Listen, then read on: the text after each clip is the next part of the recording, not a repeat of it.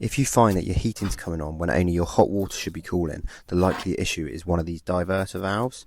Now they vary from system to system, but on a gravity fed system this is a 3-port valve, which is known as a Y-plan system, and these can commonly fail and allow the hot water passing down the hot water to go to the heating as well. This can be a nightmare during the summer months, not so much an issue during the winter months, but in the summer it can be a nightmare. In this video I'm going to show you the easiest method to replace these. First of all, you want to switch the power off and shut off any sort of air vents that are on the system. This pipe here is what feeds the water to the central heating system from the feed and expansion tank up in the loft, also known as a header tank. Here I've shut this off because what my plan is to create a vacuum so I don't have to drain the whole system.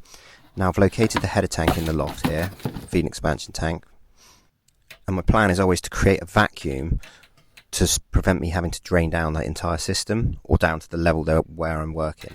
So what I do here is I then cap off this vent pipe, and then I've already isolated the feed. You can do this by putting a bung inside the tank, or on this occasion I managed to do it on the isolation valve that you saw in the airing cupboard.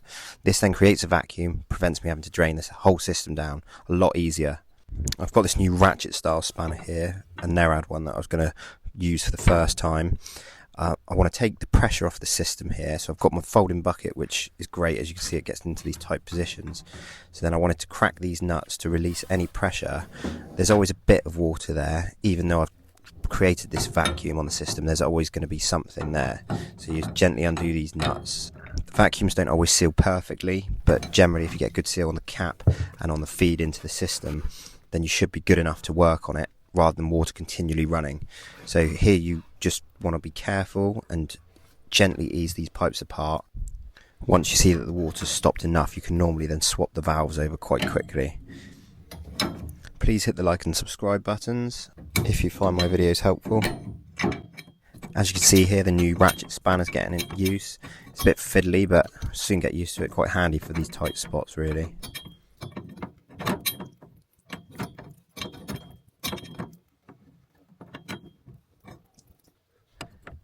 Decided to get the old Nerad out here for the back nut because it was a bit easier to fit in.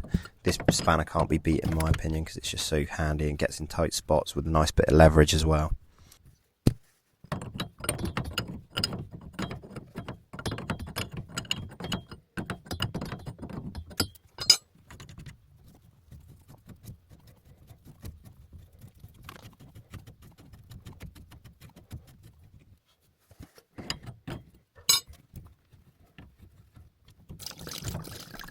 Here you can see there's a little bit of water going into the bucket, nothing too bad. I do often have a wet vac at hand, but the purpose of my videos is to show people how to do it when they don't often have a wet vac.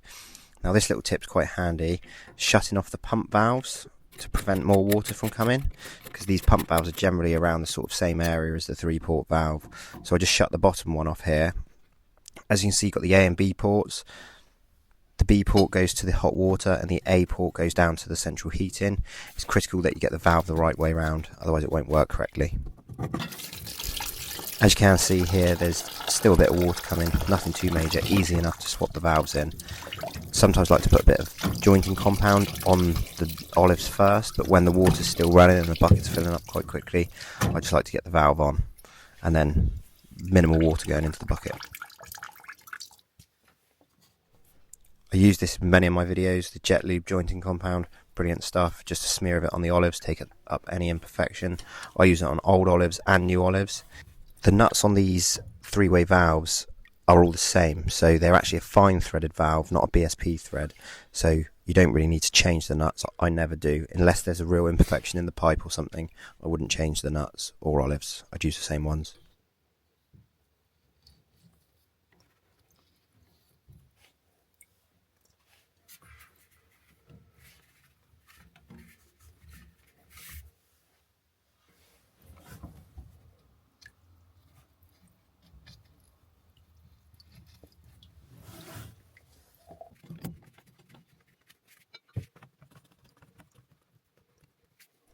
I always like to do the nuts up bit by bit so they're not too tight and then prevent the other nuts from going on, because you do not want to be cross threading these valves because they're not the cheapest of valves.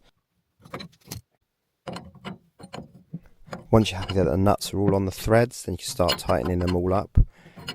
carefully still, because you don't want to do any damage here.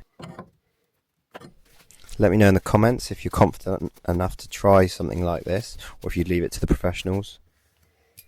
It's critical not to forget to turn on any valves that you might have turned off, likewise opening up any air vents, anything like that, pump valves, magnetic filter valves, they're sometimes good ones to turn off.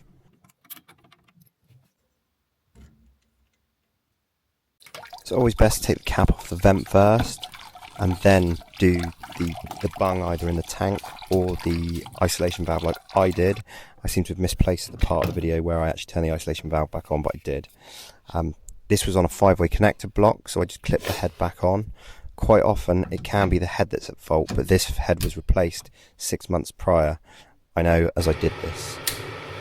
Then I switched the power back on, give the hot water a good test, then you can feel the pipes and make sure that it's not going down the heating. This was all resolved nice and easily. Let me know in the comments what you think, or if this can help you. Perfect to sort out your system in a heat wave, not so much of a problem in the winter months. And that's how you replace the body of a 3-port diverter valve. A Drayton one, may I add.